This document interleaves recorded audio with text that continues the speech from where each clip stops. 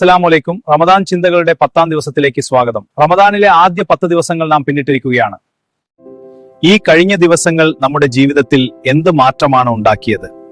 നോമ്പെന്നാൽ ഭക്ഷണവും വെള്ളവും ഉപേക്ഷിക്കൽ മാത്രമല്ല, അത് നമ്മുടെ സ്വഭാവത്തിലും പെരുമാറ്റത്തിലും വരുന്ന മാറ്റം കൂടിയാണ്.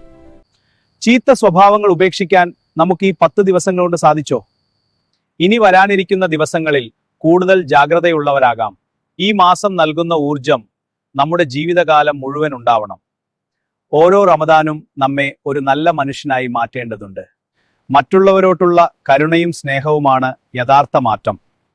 ഈ മാറ്റം നമ്മുടെ പരലോക വിജയത്തിന് കാരണമാകട്ടെ. നന്മകൾ വർദ്ധിപ്പിക്കാം, നല്ല മനുഷ്യരാകാം. അള്ളാഹു അനുഗ്രഹിക്കട്ടെ. നല്ല ചിന്തകൾ മറ്റുള്ളവരിലേക്കും പകർന്നത് പുണ്യാണ്. ഈ അറിവുകൾ പകർന്നത് വലിയൊരു നന്മയാണ്. നാളെ വീണ്ടും കാണാം ഇൻഷാ അല്ലാഹ്.